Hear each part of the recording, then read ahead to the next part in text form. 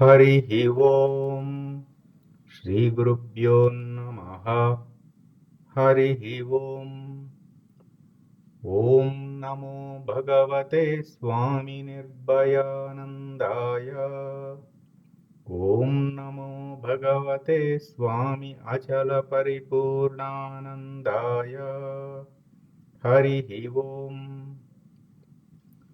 गुरुर्ब्रह्मा गुरुर्विष्णुः गुरुर्देवो महेश्वरः गुरुः साक्षात् परं ब्रह्म तस्मै श्री गुरवे नमः। ब्रह्मानन्दं परमसुखदं केवलं ज्ञानमूर्तिं द्वन्द्वातीतं गगनसदृशं तत्त्वमस्यादिलक्ष्यम् एकं नित्यं विमलमचलं सर्वधी साक्षिभूतम् भावातीतं त्रिगुणरहितं सद्गुरुं तं नमामि। ॐ नमो ब्रह्मादिभ्यो ब्रह्मविद्या साम्प्रदायकर्तृभ्यो वंश ऋषिभ्यो महाभ्यो नमो गुरुभ्यः। सर्वोपप्लवरहित प्रज्ञानघन प्रत्यगद्धो ब्रह्मैवाहमस्मि अहं पदार्थरहितः। सदाशिवसमारभते श्रीमहाविष्णु सूर्य याज्ञवल्क्य जनक व्यास शुकयोगी सान्दीप श्रीकृष्णजगद्गुरुभ्यां शङ्करभगवत्पादाचार्यमध्यमाम् श्रीधर शिवरामाख्य कृष्णदेशिकवराभ्याम् मन्मडुपु सुब्बयार्य कुल्लिकोटयार्य गुरुप्रसादरावार्य स्वामी निर्भयानन्दाख्य अचलपरिपूर्णानन्दाभ्याम् अस्मदाचार्यपर्यन्तां वन्दे गुरुपरम्पराम्। ॐ सहना भवतु सहनौ भुनक्तु सह वीर्यं करवावहै तेजस्विनावधीतमस्तु मा विद्विषावहै। ॐ शान्ति शान्ति शान्तिः।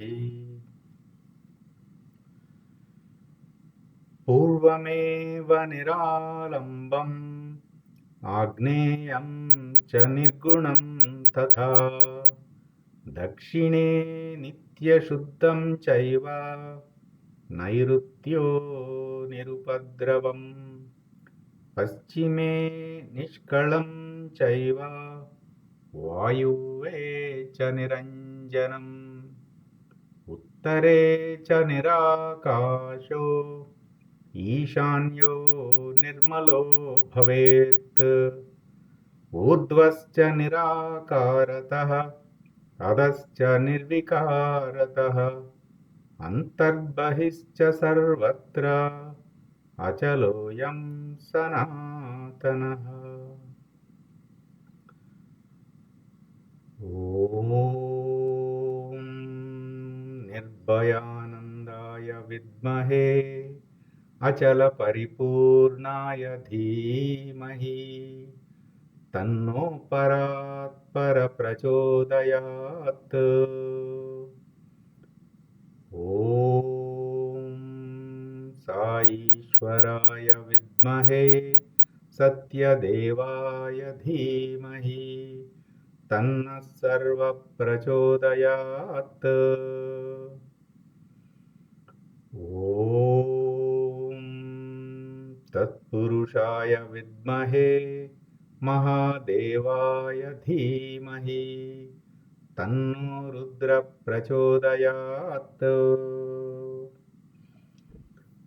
ఓం సద్గురురూపాయ విద్మహే జ్ఞానబోధామృతాయ ధీమహి తన్నో శ్రీ విద్యాసాగర ప్రచోదయాత్. ఓం స్వాత్మానందాయ విద్మహే అచల పరిపూర్ణానందాయ ధీమహి తన్నో దేశికేంద్ర ప్రచోదయాత్. ఓం నమస్కందాయ విద్మహే ఋషి సాక్షాత్ ధీమహి తన్నో రమణ ప్రచోదయాత్. హరి ఓం శ్రీ గురుభ్యో నమః. హరి ఓం. ఓం నమో భగవతే శ్రీరామకృష్ణాయ. సాయిరామ్ అండి. 6వ శ్లోకము. సంసార స్వప్నతుల్యో హి రాగద్వేషాది సంకులః స్వకాలే సత్యవద్భాతి ప్రబోధే సత్యసద్భవేత్. ఇందులో నిన్న మనము అందరికీ బాగానే అర్థమైందా? నిన్న చాలా అంశములు చూసాము. అంటే మనము నిదానంగా ఆ ఉండుట అనే స్థితిలోకి మనం ప్రవేశిస్తున్నాం. విచారణ చేసేసాం. ఇప్పుడు ఏమిటంటే ఇక కేవలము మనకి శ్రవణం మననమే కాకుండా కొంచెం నిధిధ్యాసనం కూడా మనకి జరుగుతూ ఉండాలి. అందుకనే నేను గ్రూప్లో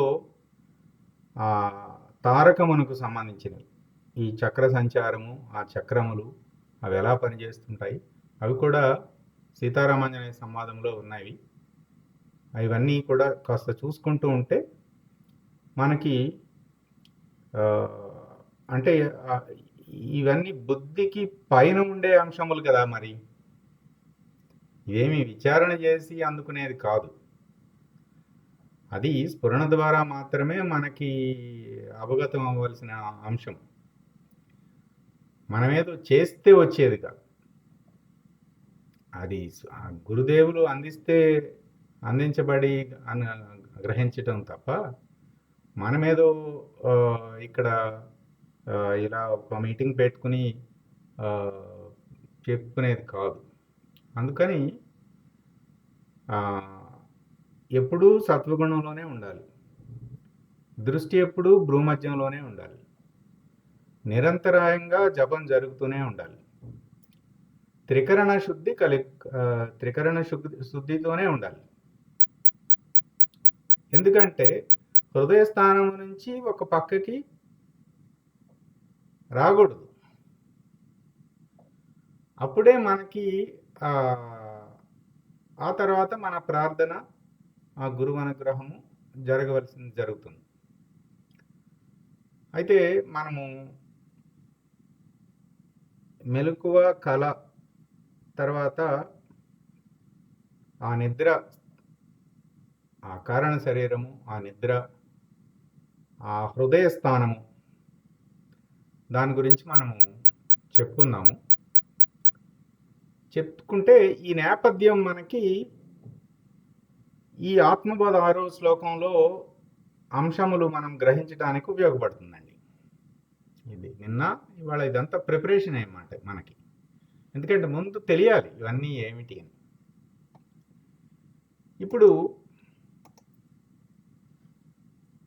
మనము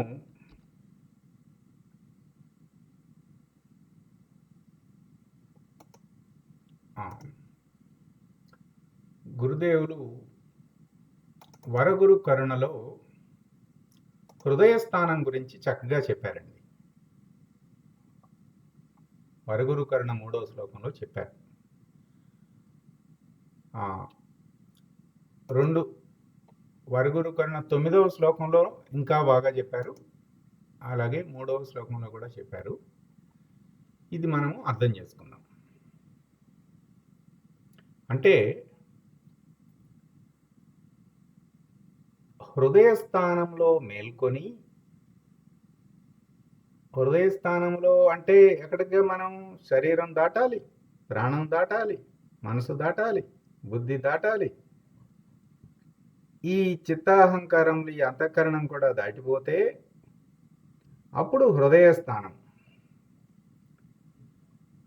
వెళ్ళి అక్కడ నిలకడగా ఉండాలి. ఈశ్వరునికి తవ దాసోహం అని చెప్పుకుంటూ, ఇక నీకే దాసోహము, నేను లేనివాడను, అంతయు నీవే, నీవే ఉన్నవాడవి, నీవే గురుసత్తా, ఆ ప్రకాశము నీవే అని దాసోహం అని చెప్పుకుంటూ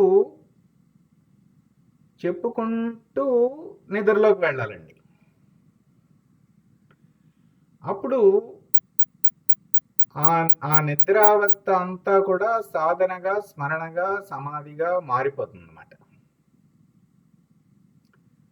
గురుదేవులు పంచీకరణ అనే బోధలో ఏం చెప్పారంటే, సమాధి అంటే అంతఃకరణాన్ని ఒక అంటే మొత్తం ఒక జడంగా వాటిని ఉపయోగించకుండా బిగుసుకుపోయి కూర్చోవటం కాదు, కానీ అది కూడా మంచిదే. కదలకుండా 3 గంటలు కూర్చోవటము, అలాగే అంతఃకరణాన్ని పూర్తిగా ఉపయోగించకుండా ఉండటం మంచిదే. సాధనకి అదొక పరిణామం, అదొక మైలురాయి, అదొక మెట్టు. అయితే గురుదేవులు స్పష్టంగా చెప్పారు, అది సమాధి నిష్ట కాదు. సమాధి నిష్ట అంటే అంతఃకరణమును తర్వాత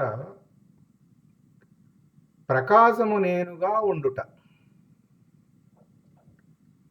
ఆ ప్రకాశము నేనుగా ఉన్నప్పుడు అంతఃకరణాన్ని దాటిపోయామండి మనం. ఆ దాటిపోయినప్పుడు మరి ప్రకాశానికి ఏముంటాయి? జ్ఞానాగ్నికి వెలుతురు ఉంటుంది, దగ్ధం చేసే గుణం కూడా ఉంటుంది కదా. అప్పుడు జ్ఞానాగ్ని దగ్ధ కర్మాణం, ఈ ఒకటొక్కటిగా ఆ నిద్ర జరుగుతూ ఉన్నది, సమాధి స్థితి కూడా ఉన్నది. సమాధి స్థితిలో ఉన్నవాడికి సమాధి స్థితే ఉన్నది, నిద్ర లేదు. ఆ ఉపాధి ఏమో విశ్రాంతి తీసుకుంటుంది. అంతఃకరణము అచేతనం అయిపోయింది అన్నమాట. అప్పుడు ఈ చిత్తవృత్తులు లోపల ఉంటాయి కదా, ఒక్కటొక్కటిగా బయటికి వస్తూ ఉంటాయి అన్నమాట. ఆ బయటికి వచ్చినప్పుడు అది బుద్ధితో పరిష్కరించేవి కొన్నేమో బుద్ధితో పరిష్కరిస్తాం, ఎప్పుడు మనం విచారణ చేసి. కొన్నేమో అదే బుద్ధితో వైరాగ్యంతో అది వదిలేస్తాం. ఇంకొన్నేమో వాటిని ఈశ్వరుడి వైపు తిప్పుతాం. ఇట్లా 3 చెప్పారు. అంటే విచారణతో పరిష్కరిస్తాం కొన్ని, వైరాగ్యంతో ఇప్పుడు ఏదో ఒక పాయసం మీద ఆసక్తి ఉందండి చిన్నప్పటి నుంచి, దాన్ని వదిలేయాలి. డయాబెటీస్ ఉందనుకోండి, ఇప్పుడు అది బాధనే కలిగిస్తుంది కదా. అందుచేత విచారణ చేసి ఇది తగినది కాదు, దీనివలన నా మోక్షాపేక్షకి ఇది అడ్డొస్తుందని దానికి చెప్పి వివరించి దానికి పక్కన పెట్టేసేయాలన్నమాట. అట్లా కొన్నేమో ఇది ఇంతకుముందు ఎన్నిసార్లు తినలేదు పాయసం, నేను కొన్ని వేల సార్లు తిన్నాను, అదేమన్నా ఆగిందా? మళ్ళీ అడుగుతుంది. అంటే ఈ భౌతిక వ్యవహారంలోవి మనం ఎంత వేసినా ఇంకా కావాలంటుంది. అంటే అగ్నిలో నెయ్యి వేస్తున్నామండి, అది తగ్గదు కదా, ఇంకా ఇంకా పెరుగుతూనే ఉంటుంది. ఎంత నెయ్యి వేస్తే ఇంకా కావాలంటుంది, ఇంకా మండుతుంది. అందుచేత ఆ అపేక్షలు తీర్చుకోవటం వలన అపేక్షల నుంచి బయటపడటం లేదు,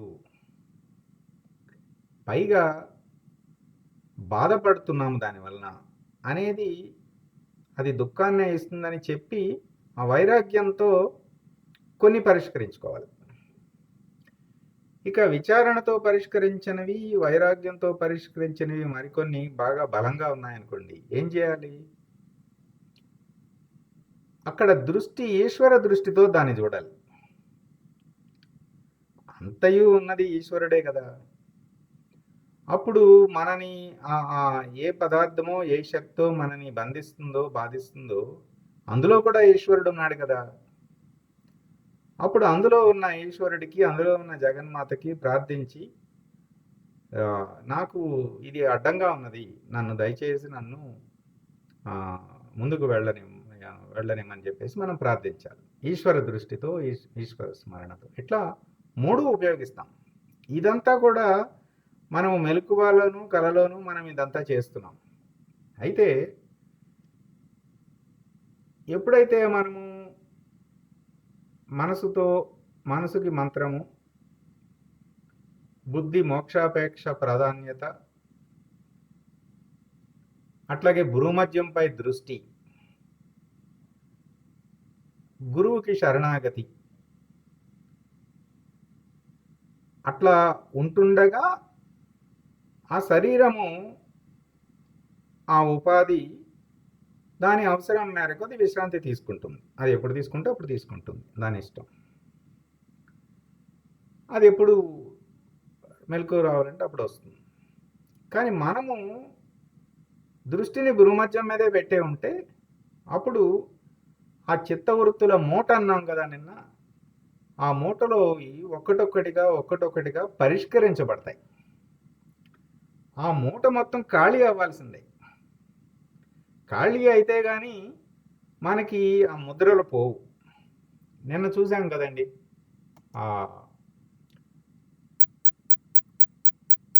మహర్ బాబా చెప్పినది గుర్తున్నది కదా. అంటే ఇవన్నీ ఖాళీ అవ్వాల్సిందే. ముందు ఖాళీ అవనంత వరకు ఆ కారణ శరీరం ఉంటుంది, అది ఉన్నంత వరకు మళ్ళీ శరీరం ఉన్నంత వరకు ప్రపంచం ఉంటుంది. అంచేత ఇది ఖాళీ అయితే కానీ శరీరం కనపడదు, శరీరం లేకపోతే కానీ ప్రపంచం కనపడదు. శరీరం లేనిది అంటే ఇక్కడ చెప్తున్నారు. అప్పుడు ఆత్మను ఆత్మగా దర్శిస్తాము. ఆ తర్వాత ఆ ఆత్మ పరమాత్మకు అభిన్నమని ఎరుగుట, అది మళ్ళీ వ్యష్టి నుంచి సమిష్టికి ఈ ఆత్మ ఆ పరమాత్మ ఒకటే అని. ఇది ఈ పరిణామంలో మనము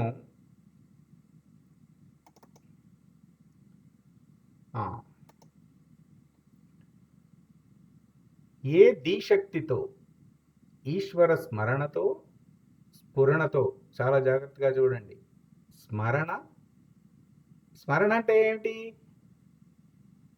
మన ప్రయత్నం చేస్తున్నాం కదా, జపము.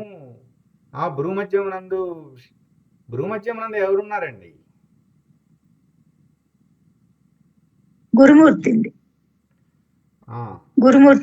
గురుమూర్తి అంటే శివుడని చెప్పిన, శక్తి అని చెప్పిన, శివశక్తుల ఐక్యత. లలిత సహస్రనామంలో చివరి నామం ఉంది కదా, శివశక్తి ఐక్య స్వరూపిణి, ఐక్యత బిందు స్వరూపిణి. తారకామృత పరమహంస ప్రబోధిని అని ఒక పుస్తకం ఉన్నదండి. అది కూడా గురువు గారు ప్రతి అక్షరం చదవమని చెప్పారు. అందులో ఏమని అంటారంటే, ఒకవైపేమో పశువు అట. దళములు ఎన్ని అండి? 2 దళములు కదా ఆజ్ఞాచక్రంలో. ఒకవైపేమో పశువు అట, ఇంకో వైపేమో పతి అట. పశుపతి. ఈ మధ్యలో పాశం అట. అంటే ఆ పశువుని కట్టి పడేస్తుంది. కట్టి పడేయాలంటే పశుపతే చేయగలుగుతాడు. అంతే. శరణాగతి చేస్తే ఆయన కట్టి పడేస్తాడు. దానికి ఆ పాశం ఉండాలి. ఆ పాశమే ఆ మధ్యలో బిందుస్థానం. పాశం బిందుస్థానం. అంటే అటు మనము అమ్మవారిని ఉపాసిస్తున్నాము, అయ్యవారిని ఉపాసిస్తున్నాము. అసలు అయ్య అమ్మ అనే లేదు, వాళ్ళిద్దరూ ఒకటే అని కూడా ఉపాసిస్తున్నాము. అంటే రకరకాలుగా చెప్పుకోవచ్చు ఈ అన్వయం. లేదు అంటే అక్కడ నేను ఎవరో పశువు నేనే. ఇప్పుడు ఆహారము, భయము, నిద్ర, మైదానములు పశువులకు ఉన్నాయి కదా. కానీ తానెవరో తెలుసుకోనగలని శక్తి, వివేకము మానవునికి ఉన్నది కదా. కానీ అట్లా ఉపయోగించకుండా, అట్లా ఉండకుండా ఉంటే పశువుతో సమానమే కదా, పశుతుల్యుడు కదా. మానవ ఉపాధి ఉన్నప్పటికీ పశుతుల్యుడు కదా. మరి ఈ పశుతుల్యుడిని ఉద్ధరించాలంటే ఆ పశుపతి కావాల్సిందే కదా. అందుకని ఈ భ్రూమధ్యం అనేది ఏమిటంటే మన నాడీ మండలంలో ఉన్న అటు బాహ్య అంతర సుషుమ్నలు కలవటము. ఈ నాడీ మండలానికి మొత్తం కేంద్రం, అసలు మొత్తం అదొక పెద్ద కంట్రోల్ సెంటర్ అండి. Control room, police control room అంటారు కదా. మొత్తం విజయవాడ సిటీ కార్పొరేషన్ మొత్తానికి ఒక కంట్రోల్ రూమ్ ఉంటుంది. అక్కడి నుంచి మొత్తం కంట్రోల్ చేస్తారు. అట్లాగే ఆజ్ఞాచక్రము కంట్రోల్ రూమ్. పరిణామం మొత్తం అక్కడి నుంచే జరుగుతుంది. ఇటు వ్యవహారమైన అక్కడి నుంచే జరుగుతుంది. అటు పైన జరగవలసిన సహస్రారమునకు, భూమా చక్రమునకు, అన్నిటికీ కూడా అక్కడి నుంచే జరుగుతుంది. అందుకని మన దృష్టి అంతా ఆజ్ఞాచక్రం మీదే. ఎప్పుడైనా ఆజ్ఞాచక్రంలో పెట్టలేకుండా పడిపోయాం అనుకోండి, దాని అర్థం మనసులోకి ఎక్కడో కిందకు వచ్చేసామని. వెంటనే గుర్తించి మళ్ళీ దృష్టిని తీసుకుపోయి భ్రూమధ్యం మీద పెట్టేయాలి. కానీ ఒకవేళ ఏమైనా శిరోవేదన కానీ, అనారోగ్యం కానీ అంటే బలవత్తరంగా చేయకూడదు అన్నమాట. శక్తి అనుసారము చేయాలి. శక్తి ఉండి చేయకుండా ఉండకూడదు. అట్లా వీలైనంత మేరకు దృష్టిని భ్రూమధ్యంలో. అప్పుడు ఆ దీశక్తితో అలా మనం ఇదంతా మన ప్రయత్నం చేస్తే స్ఫురణ ఫలితం. స్ఫురణ మనం చేసేది కాదండి, స్మరణే మనం చేసేది. స్మరణ చేస్తే గురుకృప మేరకు స్ఫురణ వస్తుంది. గమనించారా? ఇక్కడ చాలా ముఖ్యం. ఎంతో తెలివిగా వేశారండి ఈ మాట. గురువు గారు ఎంతో తెలివిగా వేశారు. స్మరణ ప్రయత్నము స్ఫురణ ఆ ఫలితం మాట. ప్రార్థనా ప్రయత్నము స్మరణ అయితే ఫలానుగ్రహము స్ఫురణ. ఆ స్ఫురణే జ్ఞానము. అట్లా నిద్రలోకి వెళ్తుంటే అదే దీశక్తితో, అదే ఈశ్వర స్మరణతో, అదే ఈశ్వర స్ఫురణతో మేలుకుంటాం. ఇది తెలుస్తుంది, స్వానుభవంగా తెలుస్తుంది. అట్లా రోజులు గడుస్తూ ఉంటాయి. మెలకువ జరుగుతుంది, కళ జరుగుతున్నది, నిద్ర జరుగుతున్నది నా సన్నిధానమునందు. ఇలా క్రమంగా ఇది స్వానుభవము ఇలా సహజం అయిపోవాలి. అవగా అక్కడ అంతకుముందు ఏమిటి, నిద్రలో బలహీనంగా ఉన్నాం, బలం తక్కువ ఉంది. ఇక్కడ మెలకువలో బలం ఎక్కువ ఉంది, కళలో బలం ఉంది, కానీ నిద్రలో జారిపోయాం, అసలు బలం లేదు అక్కడ. ఇప్పుడు ఏమైంది, నెమ్మదిగా అభ్యాసం చేత అక్కడ బలపడుతున్నాం. అలా బలపడినప్పుడు ఒక స్థాయికి చేరేసరికి ఆ బలం మెలకువలో ఉన్న బలం, కలలో ఉన్న బలం, నిద్రలో ఉన్న బలం. ఈ 3 బలములు ఒక సమత్వ స్థితికి వచ్చేస్తాయండి. అర్థమైందా? ఒక సమత్వ స్థితికి వచ్చేస్తాయి, సమానంగా ఉంటాయి అక్కడ బలమేక. అంటే ఆ ధీశక్తి మెలకువలో పనిచేసే ధీశక్తి, కలలో ఉన్న ధీశక్తి, ఆ నిద్రలో ఉన్న ధీశక్తి ఆ సమానం అయిపోయింది. చక్కగా బలంగా 3 అవస్థలలోనూ బలంగా ఉన్నది, సమత్వముగా ఉన్నది సమాధి. ఇట్లా గురువు గారు చెప్పారు. ఇప్పుడు జాగరూకులమై, ఎప్పుడు కూడా సాధకుడు అంటేనే అలర్ట్నెస్ అండి. సాధకుడు అంటే అలర్ట్.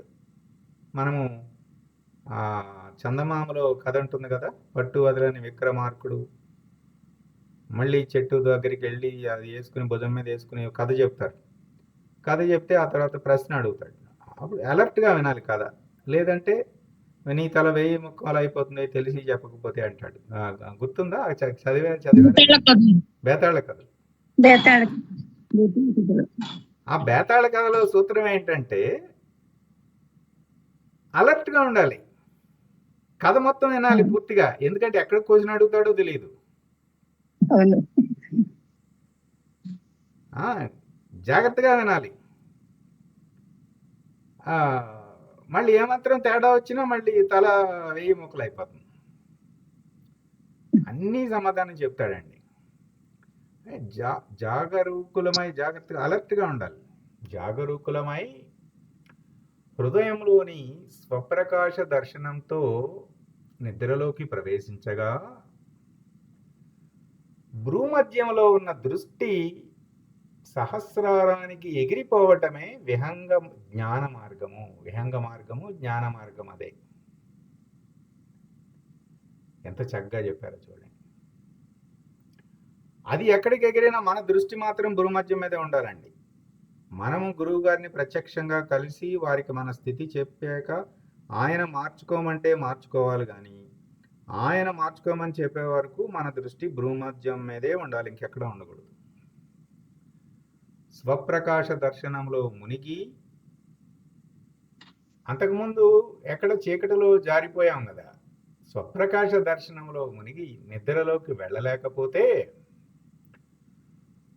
అంటే భ్రూమధ్యంలో ఉన్న నేను కంఠస్థాన దిగువకు పడిపోయి అనాహత పద్మ మందిర స్థానానికి వచ్చేస్తుంది. అంటే ఒకవేళ అలా ఉండలేకపోయామనుకోండి, అప్పుడు ఆ భ్రూమధ్యం స్థితిలో అక్కడ ఉన్నది కాస్త కంఠానికి కిందకు వచ్చేస్తుంది, అనాహత పద్మ మందిరానికి వచ్చేస్తుంది. సశరీరి స్థితి నుంచి అశరీరి స్థితికి పరిణామం చెందాలంటే ఈ భ్రూమధ్య స్థానం నుంచి సహస్రారానికి వెళ్ళి అక్కడి నుంచి మళ్ళీ బ్రహ్మరంధ్ర స్థానంలోని అష్టదళ పద్మం అనే హృదయంలో మేలుకొనేటట్లుగా అశరీర గురువులు సహాయం చేస్తారు. అది ఇంకా ఆ తర్వాత పరిణామం చెప్తున్నారు, ఇలా జరుగుతుందని. అశరీరిగా తనకు సహాయం చేసిన గురుమండలానికి స్వప్రకాశ దర్శనంలో ఉండి తనను తాను అర్పించుకున్న వాడికి, చూడండి, తనను తాను అర్పించుకోవడం అంటే ఏంటి? ఆత్మనివేదన. అంటే మామూలుగా మనం ఆత్మనివేదన అని నవవిధ భక్తి మార్గాల్లో చెప్పుకున్నప్పటికీ ఆత్మ దర్శనం కలగకుండా ఆత్మనివేదన చేసే అధికారత ఎక్కడొస్తుంది? మనకి ఉన్నదే అర్పించగలుగుతాం కదండి. మన దగ్గర పువ్వులు ఉన్నాయి, పువ్వులు అర్పించుతున్నాం. మన దగ్గర ఆత్మగా అప్పుడు దర్శించలేదుగా, పుస్తకాల్లో చదివామంతే. అప్పుడు ఆత్మ సాక్షాత్కారం అయినప్పుడు అప్పుడు అర్పించుకుంటే ఆత్మ నివేదన, అప్పుడు సహస్రారం నుంచి బ్రహ్మరంధ్ర స్థానానికి ప్రమోషన్ వస్తుంది అని చెప్పారు. సరే, ఇదంతా జరగాలంటే మనం చేయవలసింది ఏంటి? భ్రూమధ్యంలో దృష్టి. మన సాధన అంతా ఇక్కడేనండి. భ్రూమధ్యంలో దృష్టి. అజ్ఞానంలో మునిగే నిద్ర వద్దు. స్వప్రకాశ దర్శనంతో నిద్ర. అప్పుడు పరిణామం ఆ సహస్రార మధ్యస్థానంలోని హృదయానికి, ఆ తర్వాత అశరీర గురు సహాయంతో ఆత్మ నివేదన జరిగి బ్రహ్మరంధ్ర స్థానంలోని అష్టదళ పద్మ హృదయంలోకి పరిణామం జరుగుతుంది. అందుకని ఈ భ్రూమధ్యంలో దృష్టి అంత ముఖ్యం. ఇక తరువాత మనము హృదయం అని చెప్పుకున్నాం. ఇక్కడ హృదయం అంటే సాధకుని స్థాయి భేదాన్ని బట్టి ఈ హృదయ స్థానం చెప్పబడుతుంది. అంటే పిండాండ సాక్షిగా ఉన్నప్పుడేమో అనాహత ప్రత్మ మందిరంలో, బ్రహ్మాండ సాక్షిగా ఉన్నప్పుడేమో సహస్రార హృదయ మందిరము. ఆ తర్వాత అక్కడి నుంచి అశరీర గురువుల కృపచే ఆత్మ నివేదన జరిగి అష్టదళ పద్మ హృదయము. అంటే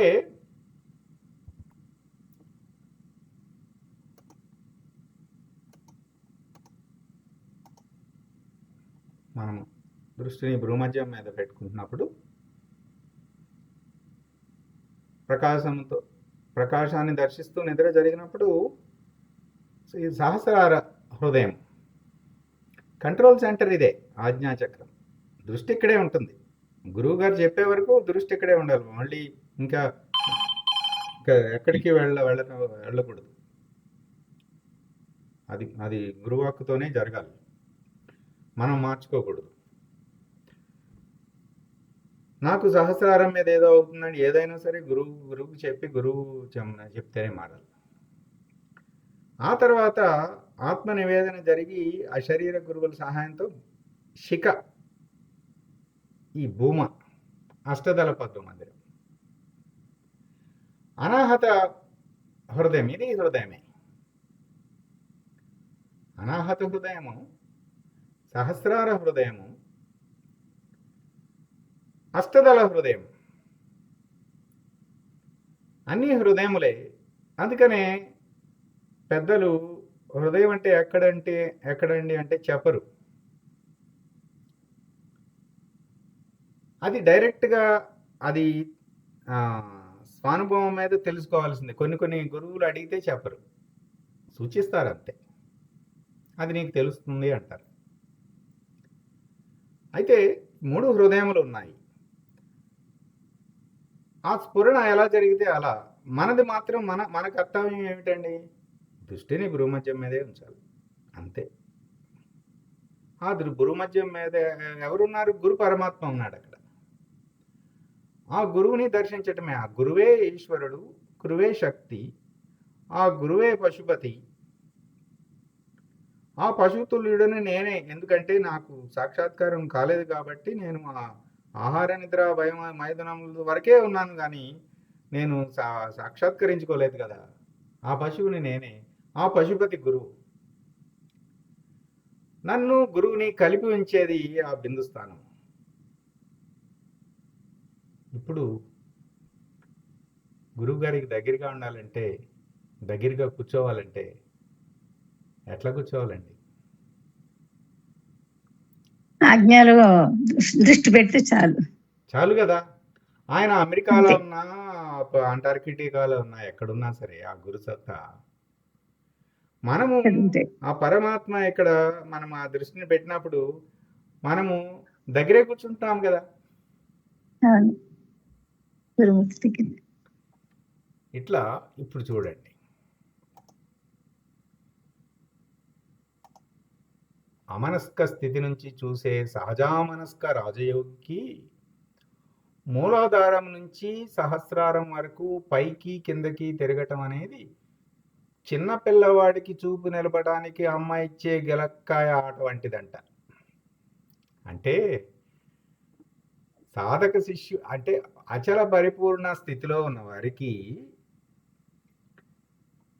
మనం చెప్పే ఈ మంత్ర జపము, ఈ భ్రూమధ్యం మీద దృష్టి, ఇక్కడ ఈ మూలాధారం నుంచి సహస్రారం వరకు, అలాగే ఈ ఈ పరిణామం అంతా కూడా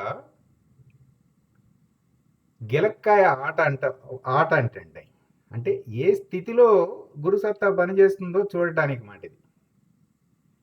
మనము అమ్మో ఎంత పరిణామం ఉందా, ఎప్పుడు ఇది జరిగేనిది. కానీ మనము గురువు చేతుల్లో పడ్డాం కదా. చిన్నప్పుడు తల్లి ఏం చేసింది, గిలక్కాయ అనే వస్తువుని ఇచ్చి మన చూపు నిలబెట్టింది కదా. గురువుకి ఈ పరిణామం మొత్తం ఒక గిలక్కాయనండి.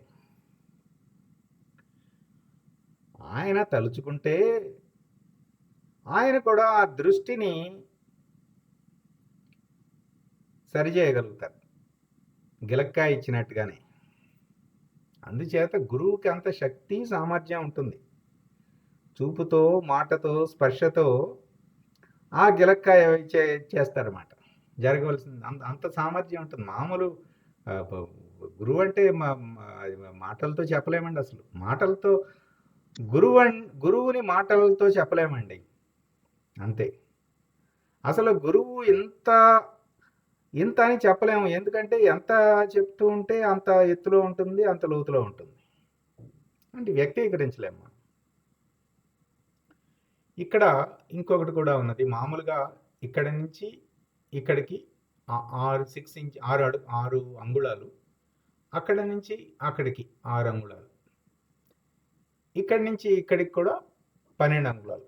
దీన్నే ద్వాదశాంతము అని, అంటే 12 అడుగులాలు అంతం అన్నమాట.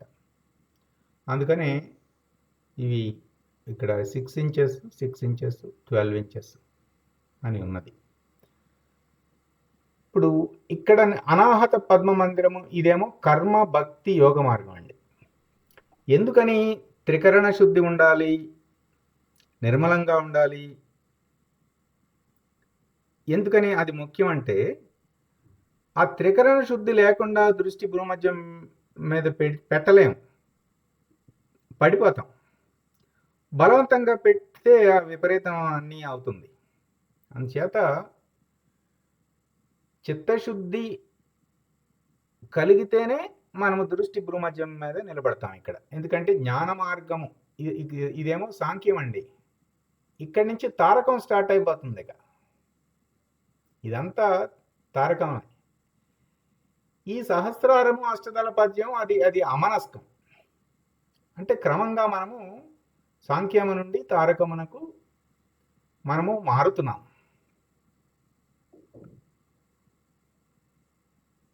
అట్లా అనాహత పద్మ మందిరం నుంచి సహస్రార మధ్య హృదయము, అక్కడ నుంచి అష్టదళ పద్మ హృదయంకి పరిణామం జరుగుతుంది గురుకృపతో. దృష్టి మాత్రం ఆజ్ఞాచక్రం మీదే ఉంటుంది. గురు సూచన ఎంతవరకు ఉంటే అంతవరకు. అది హంస మంత్రము. ఏ ఉపదేశ మంత్రం ఉంటే ఆ ఉపదేశ మంత్రం. ఇక అలా సాంఖ్యంతో అనాహత పద్మ మందిరం ప్రవేశం చేస్తే ఆ తర్వాత ఆత్మ విచారణ, ఆత్మ సాక్షాత్. ఇప్పుడు మనము ఆత్మబోధ మనము విచారణ చేస్తున్నాము, మననం చేసుకుంటున్నాము కదా. ఇలా ఆత్మ సాక్షాత్కారము, ఆత్మనిష్ట, బ్రహ్మానుసంధానము.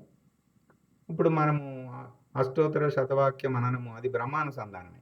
మహావాక్య నిర్ణయము, జీవన్ముక్తి, చతుర్వేద ముక్తులు, సాలోక్య, సామీప్య, సారూప్య, సాయుధ్య ముక్తులు. ఆ తర్వాత పరిపూర్ణ నిర్ణయం. ఇట్లా పరిణామం అండి.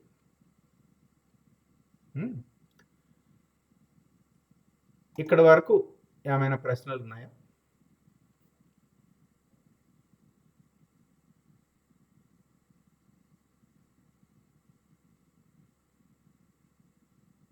ఇందాక అంటే మనల్ని మనం స్వామికి అర్పణ చేసుకోవడం ఉన్నారు కదండి.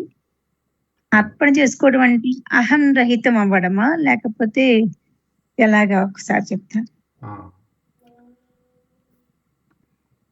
చూపిస్తాను. అది ఇక్కడ చెప్పారన్నమాట.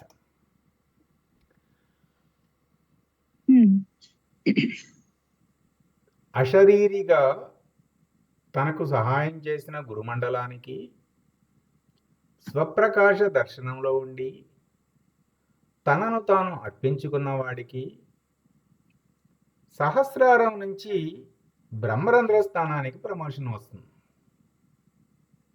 ఉమ్. అంటే ఉమ. మనం మామూలుగా చెప్పే అహంకారం ఏంటి? శరీరమే నేను జీవగం. అన్న జీవభావన వదలటం. అవును. ఇది అది కాదు. ఇది ఆ. ఇది నేను అది కాదు. అసలు నేను ఆ, అసలు మనము దృష్టిని ఎప్పుడైతే భ్రూమధ్యంలో పెట్టామో మనము ఇహ అహంకారం అది వదిలేస్తుంది ఇక మనని. ఆ, అంతే కదా. అహంకారం ఉన్నంత వరకు నిద్ర సమాధిగా మారదు. ఉమ్. ఎందుకంటే దాంతో కలిసే ఉన్నాంగా, అవును. జారిపోవటమే. సరే. ఉమ్. అప్పుడు ప్రకాశ దర్శనంతో నిద్ర మొదలయ్యేదే అహంకారాన్ని వదిలేస్తున్నాం. ఆకారమే నేను అన్న నిర్ణయాన్ని నిరసించేశాం. ఉమ్. గట్టిగా నిరసించేశాం. గట్టిగా ఒప్పేసుకుని నిరసించేసి స్వానుభవ నిర్ణయం వచ్చేసింది. అదే దానికి అసలు ఉనికే లేదు నిజానికి. అది అవును. అభిమానాన్ని ఉనికే లేదు. లేనిదే పెట్టుకుని. లేనిది పట్టుకుని కొట్టుకుంటున్నాం మనం. ఉమ్. లేని నేనుకి నాదొచ్చిందండి. ఆ. ఎంత చిత్రమో నిజంగా. లేని నేనుకి నాదొచ్చింది. ఏది చిత్తవృత్తులు ఎంత ఏంటి? ఆ లేని నేనుకి నా నా నా ఇష్టం నా కష్టం ఇవేగా రాగద్వేష అవును. మనకి ఇందులో అవును. చెప్పింది. ఈ శ్లోకంలో సంసార స్వప్న తుల్యో హి, కలంటే లేనిదే కదా. అవును. స్వప్నం. సంసారం అంటే ఇక్కడ ఏమిటంటే ఈ పునరపి జననం పునరపి మననమే. అది అసలు అవి స్వప్న తుల్యములు. ఈ రాగద్వేషాది సంకుల మన్ని అక్కడ బంధిస్తున్నది పట్టి. చిత్తవృత్తులు ఏమిటి? ఈ నా ఇష్టం నా కష్టం. మామూలు మాటల్లో చెప్పుకోవాలంటే అంతే కదా. ఈ నా ఇష్టం నా కష్టం ఎందుకు వచ్చిందంటే నేను ఈ శరీరం అన్న దగ్గర వచ్చింది. మొదట నేను వచ్చాడు ఆకారం గాడు, వాడు పోగు చేసుకోవడం మొదలు పెట్టాడు.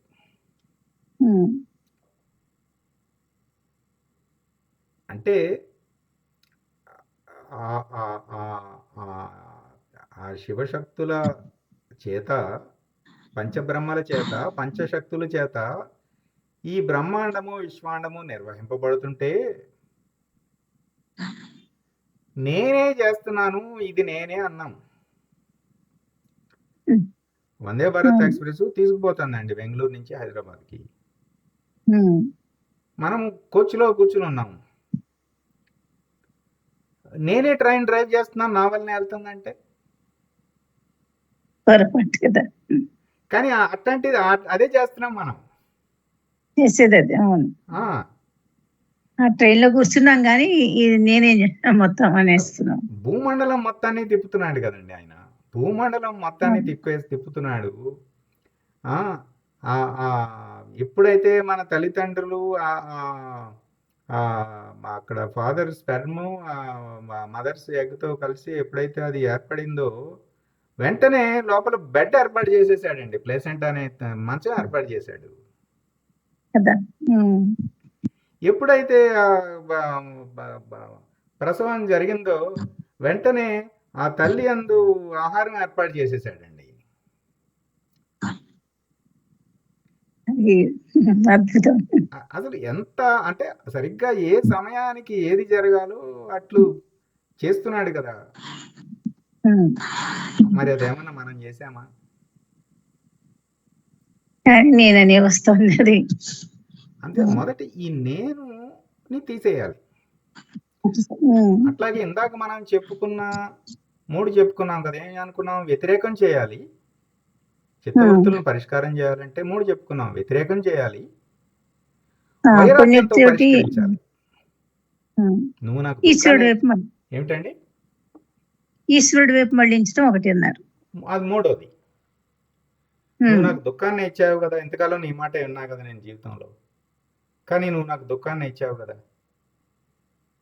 ఇక ఇక కాబట్టి నాకు ఇంకా టైం కూడా నాకు ఇంకా తొందరపడాలి, నేను కాలం జరిగిపోతుంది, ఇక నువ్వు నా జీవితం నుంచి నువ్వు తప్పుకో ఇక అని దానికి చెప్పాలి. ఆ తర్వాత కానీ ఖచ్చితంగా చాలా బలంగా ఉన్నది ఆ పదార్థము, ఆ శక్తో ఏది పట్టుకుంటే అది.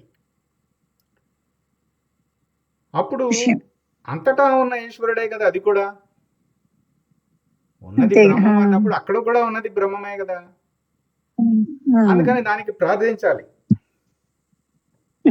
జగన్మాత నాకు ఇందులో నుంచి నన్ను బయటపడే, ఈ తెరతే తల్లి,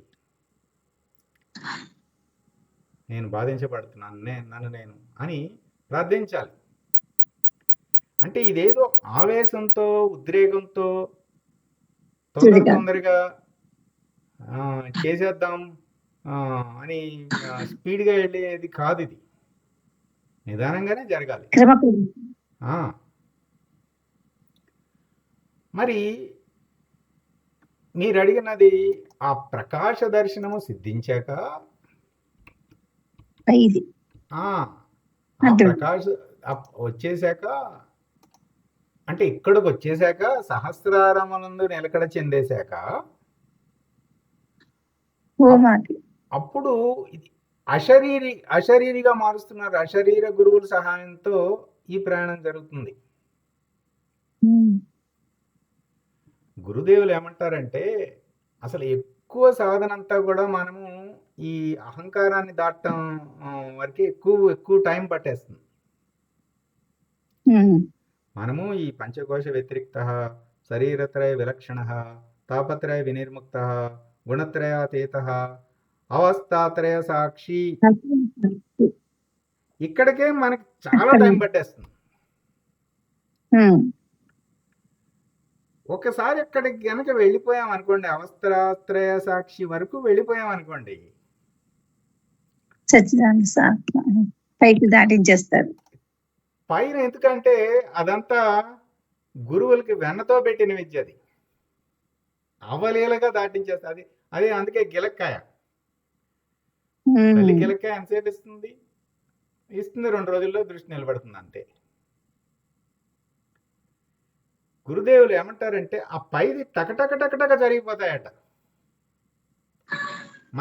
మనము అదొక అనునయ స్వాంతన వాక్యం. ఈ మాట స్వాంతన వాక్యం. ఎందుకని? మనము ఏమిటో ఎప్పుడు దీనికే 12 ఏళ్ళు పట్టింది, 20 ఏళ్ళు పట్టింది, మళ్ళీ ఇప్పుడేమో ఈ అదేదో దృశ్యం చిత్రం చూపించి 6 అంగుళాలు అదంటున్నారు, 12 అంగుళాలు అంటున్నారు, ఇవన్నీ ఎప్పుడు అయ్యాను అని నిరాశపడాల్సిన అవసరం లేదు. ఎప్పుడైతే మనము గురుమధ్యం మీద దృష్టి పెట్టి మన పాశమును ఆ పశుపతి చేతిలో పెట్టేయాలి. అంతయు నీవే హరిపుండరీకాక్ష అని చేసి మార్జాల కిషోర న్యాయంలో ఇక నేను ప్రయత్నించాను, ఇక చాలు, ఇక నువ్వే పాల ముంచుతావో నీట ముంచుతావో నీ ఇష్టం అని ఎలాగైతే ఆ పిల్ల ఎక్కడ పెడితే అక్కడే ఉంటుంది. అందుకని ఆ భ్రూమధ్య స్థితి అంతా అక్కడ ఉండటమే. ఇక అక్కడి నుంచి అంత టకటక జరిగిపోతాయటండి. మనమేమి దాని గురించి ఆందోళన పడిన అవసరం లేదు.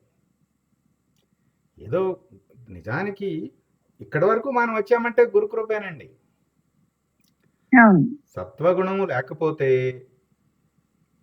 1 గంట సేపు ఇలా మనం కూర్చుని ఈ అంశములు వినలేము, మాట్లాడలేము, చేయలేము. చూడండి, బాగా రజోగుణం తమోగుణం వాడికి ఇది వీడియో పెట్టి చూపించండి, 5 నిమిషాలు అయినా అమ్మో భయంకరంగా ఉంది, నా వల్ల కాదురా బాబు అని వెళ్ళిపోతాడు. కుదరదు. సత్వగుణంలోనే ఉండాలి, ఆ గురుకృపే ఉండాలి, ఆ టైం రావాలి, కాలచక్రంలో కర్మచక్రంలో ఆ అనుగ్రహం రావాలి.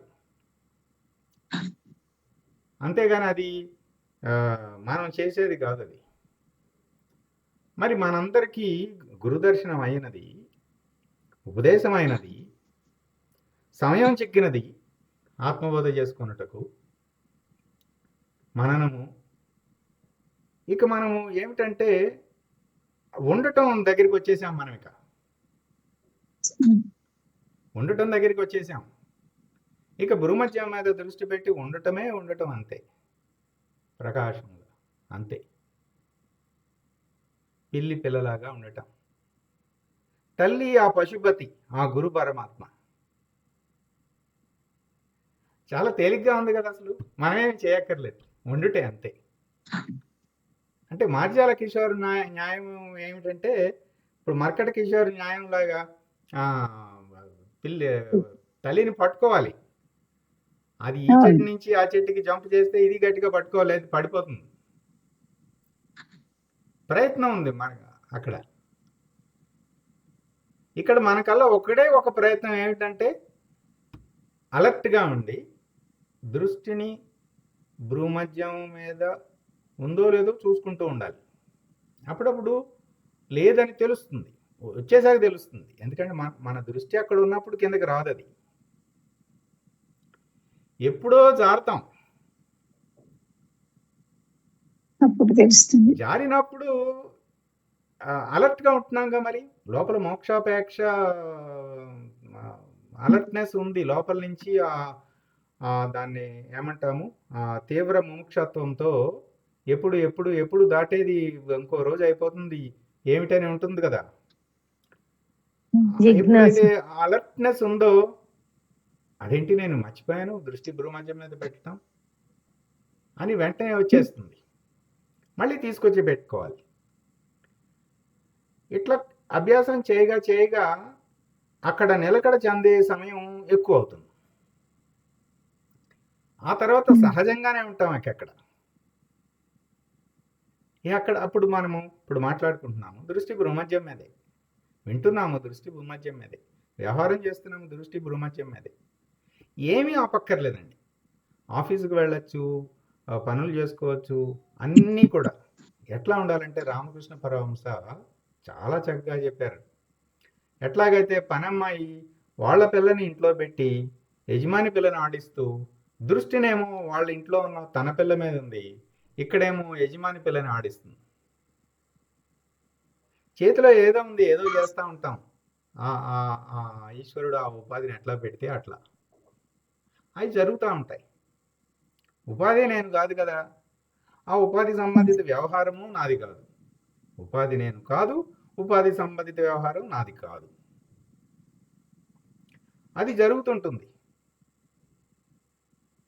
కానీ ఈ దృష్టి మాత్రం మనం అక్కడే, ధ్యాస అక్కడే ఉంటుంది, అక్కడే ఉంటుంది. ఇట్లా మనము అధ్యయనం చేసే విధానంలో మార్పు వచ్చేస్తుంది.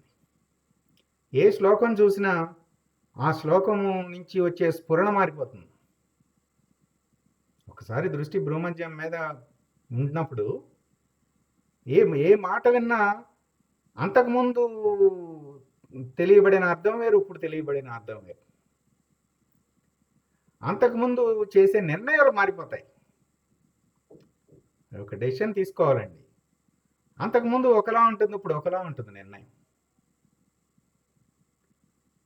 చాలా మార్పు వచ్చేస్తుంది. అట్లా ఇంకా ఏమైనా ఉన్నాయా ప్రశ్నలు?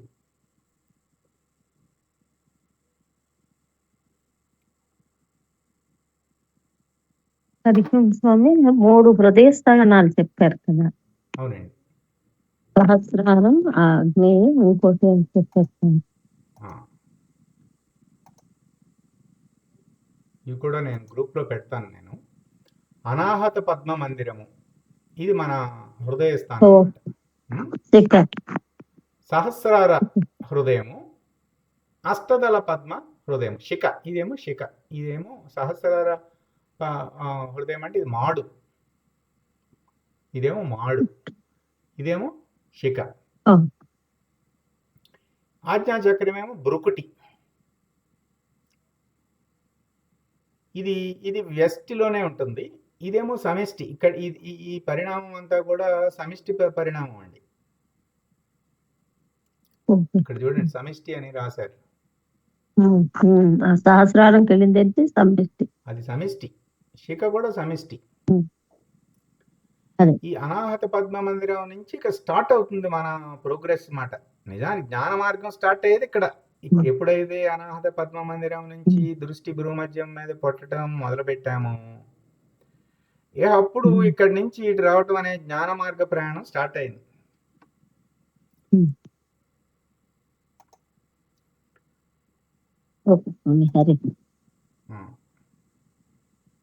ఇంకా పుణ్యవతి గారు మీకు అర్థమయ్యేటట్లు చెప్పగలుగుతున్నానా? అర్థమవుతుందండి. నిన్న నేను మిస్ అయ్యాను, ఈ రోజు మరలా అది ఆడియో విన్నాను. Continuity important. రికార్డింగ్ కంపల్సరీ చూడండి, చాలా ఇంపార్టెంట్.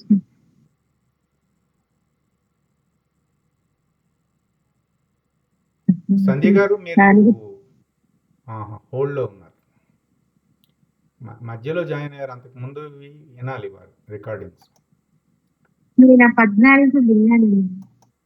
14 రోజు ఎక్స్పీరియన్స్ చెప్తున్నా. 14 అంటే నేను 14 అయిపోయి అది విని చేస్తున్నాను.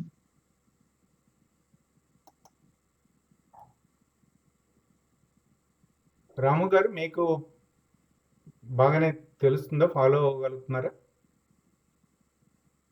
ఫాలో అవ్వగలుగుతున్నాను స్వామి.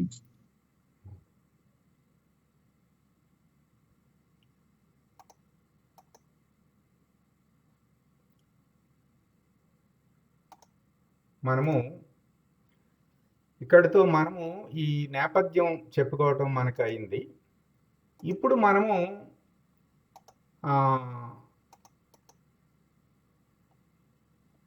ఇక్కడ మనకి చెప్పుకుంటే మనకి చాలా తేలిగ్గా తెలుస్తుంది. ఇక్కడ ఏం చెప్పారు? ఇప్పుడు మూడుగా చెప్పుకున్న వాటికి త్రిపుటి చేత ప్రభావితమైన అనుభవాలన్నీ కలలే. అంటే ఈ కళనేమో మనకు కన్ఫ్యూజన్ లేకుండా ఒక పని చేద్దామండి. ఈ మామూలుగా మనం చెప్పుకునే కళ ఉంది కదా, ఈయనేమో కళ అందాము. లేనిది, వాస్తవంగా లేనిది అన్న భావనతో చెప్పాల్సి వచ్చినప్పుడు స్వప్నం అందాం. అప్పుడు మనకి కన్ఫ్యూజన్ లేకుండా ఉంటుంది. అంటే మెలకువ స్వప్నము, కళ స్వప్నము, నిద్ర స్వప్నము, సృష్టి స్వప్నము, స్థితి స్వప్నము, లయం స్వప్నం. ఇది నరస్వప్నము, అది సురస్వప్నం. ఎందుకని స్వప్నం అన్నాము? అవాస్తవం కాబట్టి. ఎందుకని అవాస్తవం? అది ఎప్పుడూ ఉండటం లేదు కాబట్టి, రాకడా పోకడలు ఉన్నది కాబట్టి. మెలకువకి రాకడా పోకడా, కళ, నిద్ర, వీటన్నిటికీ రాకడా పోకడలు ఉన్నాయి కదా. ఈ అసలు రానిది కదా మన తత్వార్థ లక్ష్యము. రానిది పోనిది, రాకడే లేదు, పోవటం అన్న ప్రసక్తే లేదు. అందుచేత ఈ త్రిపుటి చేత అలాగే అనుభవము అది ఒకటే ఉంటుంది. ఏకం ఏకం అంటే ఒకటే ఉంది. ఒకటే ఉంటే అనుభవం ఎలా వస్తుందండి? ఇప్పుడు శ్వాస, ఏకకణజీవి అమీబా శ్వాసించలేదు. శ్వాస చలనము ఒకటే ఉంటే చలనం ఎలా వస్తుంది? అందుకని అమీబాకి, ఏకకణజీవి, దానికి శ్వాస లేదు. ద్వికణజీవి ఏమిటండి? ఎవరైనా సైన్స్ పాఠం గుర్తుందా? హైడ్రా. బాగా గుర్తుపెట్టుకున్నారు శోభ గారు. ద్వికణజీవి రెండు ఉన్నాయి దీనికి. ఇక్కడి నుంచి శ్వాస మొదలైంది. ఎందుకంటే రెండు ఉంటేనే అటు నుంచి ఇటు, ఇటు నుంచి అటు. లేదంటే శ్వాస ఉండదు. అంటే కదలిక కావాలంటే రెండు ఉండాలి. ఒకటిగా ఉంటే కదలికే ఉండదు. చూడండి,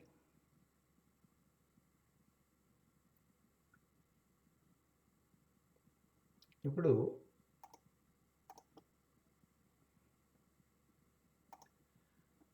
ఏ కదలిక లేకుండా ఉన్నది కదా అచలం అంటే. అద్వైతం అంటే, అచలం సంగతి తర్వాత, అద్వైతం వరకు మన లక్ష్యం అద్వైతం మొదట పట్టుకోవాలి. అంటే మెలకువ, కళ, నిద్ర, సృష్టి, స్థితి, లయములలో అంటే ఒకేసారి ఈ గురువాక్యం నందు ఆత్మనిష్ట, బ్రహ్మనిష్ట రెండింటి లక్ష్యంగా చెప్పేశారు. ఈ త్రిపుటైనా ఆ త్రిపుటైనా సాక్షిగా ఉంటే ఆత్మ బ్రహ్మము. పరతత్వమందు నరస్వప్నమైన సంసారము లేదు, సురస్వప్నమైన విశ్వము లేదు. పరతత్వమందు ఉన్నదున్నట్లుగా ఉండటమే, ఉండుట అంతే. ఉన్నాను, ఉనికిగా ఉండుట అంతే. ఇక్కడైనా అక్కడైనా. రేపు మనము తర్వాత గురువాక్యం నుంచి మొత్తము ఒకటి చెప్పుకున్నాం, ఇంకా 23 ఉన్నాయి 6వ శ్లోకంలో. ఒక్కటొక్కటిగా మనము అర్థం చేసుకునే ప్రయత్నం చేద్దామండి. ఇప్పుడు పూర్ణమంత్రము.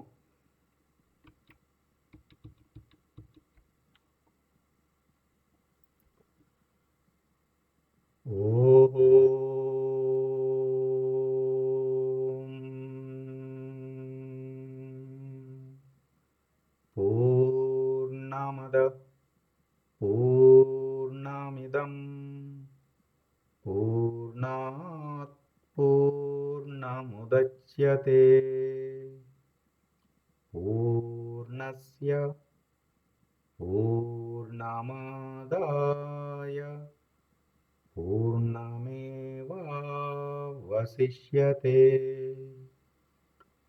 ఓం తత్సత్. ఓం శాంతి శాంతి శాంతి. హరి ఓం. శ్రీ గురుభ్యో నమః. హరి ఓం. సాయిరామ్.